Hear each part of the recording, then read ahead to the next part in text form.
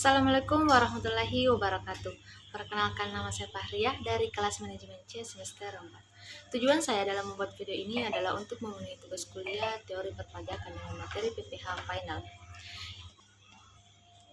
yang dimana pajak penghasilan PPH final adalah yang dikenakan atas penghasilan tertentu dengan tarif khusus yang bersifat final.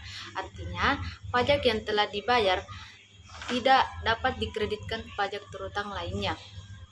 Adapun manfaat dan tujuan PPH final yang pertama, kesederhanaan, yaitu memudahkan wajib pajak dalam menghitung dan membayar pajak karena tidak memerlukan perhitungan penghasilan kena pajak dan pajak terutang yang rumit.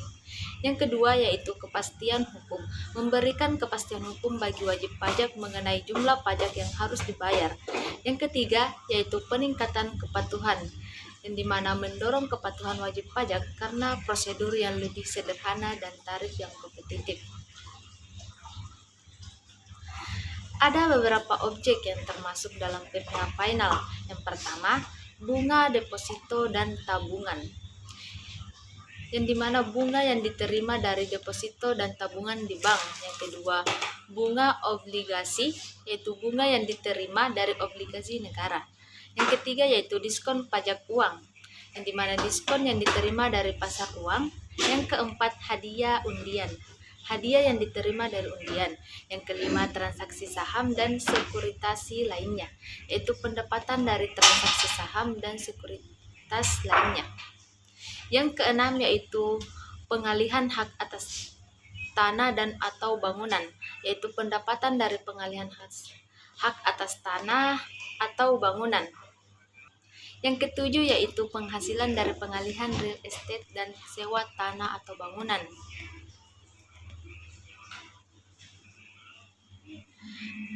PPH final tidak berlaku tarif progresif dan tidak dapat dikurangi biaya sehubungan dengan penghasilan. PPH final juga tidak berlaku sebagai kredit pajak dan SPT tahunan. Adapun dasar hukum PPH final di Indonesia, yang pertama yaitu Undang-Undang Pajak Penghasilan atau UU PPH nomor 36 tahun 2008. Yang kedua yaitu Peraturan Pemerintah atau PPH dan Peraturan Menteri Keuangan PMK yang mengatur lebih rinci mengenai objek PPH final. Adapun batas waktu laporan dan bayar pajak final masing-masing jenis pajak penghasilan harus dilaporkan dan dibayarkan sebelum tenggat waktu yang telah ditentukan pemerintah. Yang pertama, PPH atas persewaan tanah dan atau bangunan harus dibayarkan pada tanggal 10 bagi pemotong pajak atau tanggal 15 bagi WP pengusaha persewaan dari bulan berikutnya setelah masa pajak berakhir dan dilaporkan 20 hari setelah masa pajak berakhir. Yang kedua, PPH atas hadiah undian harus dibayarkan pada tanggal 10 bulan berikutnya setelah saat terutangnya pajak dan harus dilaporkan 20 hari setelah masa pajak berakhir. Yang ketiga yaitu PPH atas transaksi penjualan saham harus dibayarkan pada tanggal 20 bulan berikutnya setelah bulan dilakukannya transaksi penjualan saham.